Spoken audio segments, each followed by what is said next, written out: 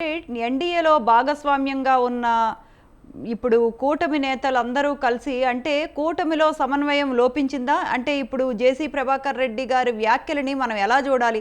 ఎందుకంటే చాలాసార్లు ఇలాంటి కూటమి నేతల్లో మధ్యలో ఇష్యూస్ రావటం మనం చూస్తూ ఉన్నాం. అయినా కూడా ఇంకా లోపాలను సవరించుకోవట్లేదు. ఇప్పుడు జేసీ ప్రభాకర్ రెడ్డి గారు చేసిన వ్యాఖ్యల్ని అంటే ఏమైనా డిసిప్లినరీ యాక్షన్ ఏమైనా తీసుకునే అవకాశం కనిపిస్తోందా? ఎందుకంటే బీజేపీని మీలో భాగస్వామ్యంగా ఎన్డీఏలో భాగస్వామ్యంగా ఉన్న బీజేపీని డైరెక్ట్గా ఆయన కొన్ని విమర్శలు చేసేశారు. అంటే అది నిజాలు నిర్ధారించుకోకుండానే కొన్ని విమర్శలు చేయటాన్ని మనం ఎలా చూడాలంటారు? నమస్తే అండి. మీకు ప్యానెల్లో పాల్గొన్నటువంటి వారికి అలాగే స్వతంత్ర టీవీ ప్రేక్షకులకు కూడా నా నమస్కారాలు. జేసీ ప్రభాకర్ రెడ్డి గారు నిన్న 31st నైట్ జరిపినటువంటి ఒక పార్టీ అంటే ఉమెన్స్ సంబంధించి ఒక పార్టీ ఆయన యాక్చువల్గా చెప్పాలంటే ఆయన ఆడవాళ్ళకి అందరికి కూడా కొంచెం మనం వినోదం కలిగించాలి, వినోదం ఇవ్వాలి అనే ఉద్దేశంతో చేసినటువంటి పార్టీనే అది. దాని గురించి బీజేపీ లీడర్ ఆమె మాధవి గారు మాట్లాడడం, తర్వాత ఒక బస్సు దహనం జరగడం, ఇవన్నీ కూడా జేసీ ప్రభాకర్ రెడ్డి గారికి కొంచెం ఆగ్రహాన్ని తెప్పించినట్టుగా అనిపిస్తూ ఉంది. అందువల్లనే ఆయన అలాంటి సందర్భంలో ఆ విధంగా మాట్లాడడం జరిగింది అనుకుంటున్నాం. అయితే కూడా కొన్ని మాటలు మాట్లాడడం అనేది కొంచెం విచారకరం అనేది కూడా మేము కూడా అనుకున్నాం. అయితే దీని విషయంలో ఒకటండి, ఇప్పుడు కూటమి అనేది 3 పార్టీల కలయిక. 3 పార్టీల నాయకులు అంటే పై స్థాయి నాయకులు వారందరూ కూడా చాలా నిబద్ధతతో ఈ కూటమిని నడుపుతూ ఉన్నారు. వారందరూ కూడా పరస్పర సహకారాలు అందించుకుంటూనే ఉన్నారు. అయితే కింద స్థాయిలో ఉన్నంత వరకు ఒకటి చిన్నారా కొంతమందికి కొన్ని పొరపచ్చాలు లోకల్గా లేదంటే వాళ్ళు వ్యక్తిగతంగా గతంలో వాళ్ళు వేరే పార్టీలో ఉన్నారు కాబట్టి ఆ పార్టీని వీళ్ళు విమర్శించడం ఇట్లాంటివి ఏదైనా జరుగుంటే కొంచెం వ్యక్తిగతంగా ఏదైనా 1-6 సమస్యలు కింద స్థాయిలో వరకు ఉన్నాయేమో కానీ ఎక్కడ కూడా మీరు అన్నట్లు లేకపోతే ఇంకా మీకు ఇతరులు వైసీపీ వాళ్ళు చెప్పినట్లు వీళ్ళు చెప్పినట్లు ఎక్కడ కూటమిలో లుకలుకలు సగలకలు ఏం లేవండి. అన్నీ కూడా సక్రమంగానే జరుగుతున్నాయి. ఇటువైపు ప్రజా సంక్షేమాల వైపు కూడా కూటమి ప్రభుత్వం బాగా చక్కగా నిర్వహిస్తున్నాం. అదేవిధంగా అభివృద్ధి వైపు కూడా నడుస్తూనే ఉన్నాం. కాకపోతే కొంతమంది నాయకులు కొన్ని చోట్ల మాట్లాడేటువంటి మాటల్ని కేవలం వక్రీకరించి దానిని విపరీతమైన ధోరణిలో మాట్లాడటం అనేది కూడా కరెక్ట్ కాదు. అది ఇప్పుడు జేసీ ప్రభాకర్ రెడ్డి గారి గురించి ఆలోచిస్తే ఆయన మామూలుగానే ఆయన మాట తీరు ఎలా ఉంటుందంటే చాలా రఫ్గా ఉంటుంది.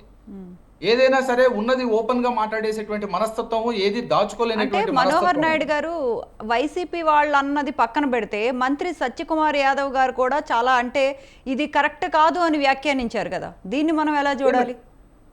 ఎస్ మేడం, అంటే ఒక్కటి వాళ్ళ పార్టీకి సంబంధించినటువంటి ఒక లీడర్ని ఎవరైనా సరే ఆ విధంగా మాట్లాడినప్పుడు ఖచ్చితంగా ఎవరైనా స్పందిస్తారు. ఒకవేళ మా బీజేపీ వాళ్ళు ఎవరైనా మా లీడర్ని ఎవరైనా మాట్లాడినా డెఫినెట్గా దానికి అనుగుణంగా మేము కూడా అలాగే స్పందిస్తాం. ఇది కామన్ అండి, వాస్తవమే కాదనలేదు. అయితే ఒకటి ఇక్కడ ఆలోచించాల్సిన విషయం ఏంటంటే ఇప్పుడు ఆ రోజు రాత్రి ఆయన జరిపినటువంటి ఆ కార్యక్రమం పైన మాట్లాడవలసినటువంటి అవసరం ఏమొచ్చింది, దానిపైన కామెంట్లు చేయాల్సినటువంటి అవసరం ఏమొచ్చింది, అక్కడ చేయకూడనటువంటి పనులు ఏం చేస్తున్నారు, అక్కడ ఏదైనా ఇల్లీగల్ చర్యలు చేస్తున్నారా, ఏం లేవు కదా. మరి దానిపైన మాట్లాడడం అనేది కూడా కొంచెము వీళ్ళ వైపు కూడా కొద్దిగా తప్పుగానే భావిస్తామండి. ఎందుకంటే ఒకటి ఇప్పుడు ఆయన పెద్ద ఆయన నడుపుతున్నటువంటి అట్లాంటి కార్యక్రమం అదేదో ఇల్లీగల్ కార్యక్రమాలు ఏం కాదు. గతంలో వైసీపీ నాయకులు నడిపినటువంటి కార్యక్రమాల కంటే ఇవేం కాదు. అయితే ఇక్కడ ఏంటంటే ప్రాబ్లం వచ్చిందಲ್ಲ, ఇక్కడ సమస్య మాట్లాడడానికి అవకాశం ఏంటి? ఒకటి చెప్పమంటనా, వైసీపీ నాయకులు నడిపినటువంటి మచ్చుకు ఒకటి చెప్పమంటనా? అయ్యా మీ ప్రభుత్వంలో మేము చెప్పలేమండి, అసలు మా వల్ల కాదు చెప్పడానికి. మీ కొడాలి నాని అడగండి, పోయి చెప్తాడు ఏం చేశారు. కొడాలి నాని అడగండి. కాదు మళ్ళీ మీకు చెప్పే పరిస్థితి లేదు, అంత టైము మాకు లేదు. ఎందుకు మీతో మాకు అనవసరం? మీరు ఎంతసేపు ఉన్నా కూడా మేము పట్టుకున్నటువంటి కుందేలుకు 3 కాళ్ళు లేకపోతే మేము పట్టుకున్న దానికి అన్ని మాట్లాడేటువంటి ధోరణి, ఈ ధోరణి మీ ధోరణి మారదు. సీట్లు ప్రజలు ఇచ్చినా సరే మీ ధోరణిని మీరు మార్చుకోరు.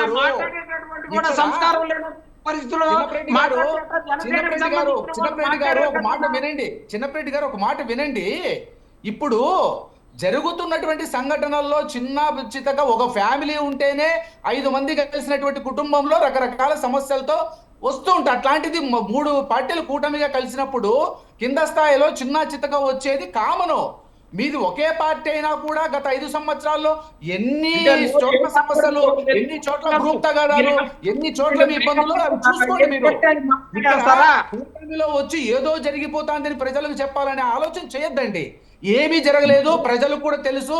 కూటమి ప్రభుత్వం చాలా చక్కగా ఇక్కడ ప్రభుత్వాన్ని నడుపుతా ఉంది. ఎక్కడ కూడా ప్రజలు కూటమి ప్రభుత్వం వల్ల ఇబ్బంది పడలేదు. కూటమి ప్రభుత్వాన్ని ప్రజలు తప్పు పట్టట్లేదు, మీరు పడుతున్నారు.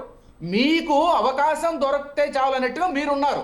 అయితే ఇక్కడ జరిగిన సంఘటన కూడా ఏమి పెద్దగా తీసుకోవాల్సిన అవసరం కాదు. ఇది కుటుంబ సమస్య.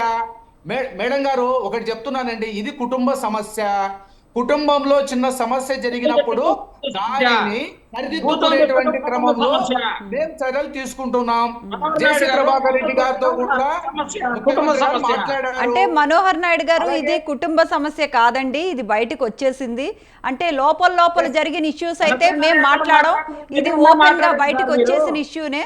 ఈ జనసేన అధికార ప్రతినిధి, మీ కూటమి భాగస్వామి అయిన జనసేన కూటమి అధికార ప్రతినిధి మాట్లాడిందన్న విని మీరు సవరించుకోండి సార్.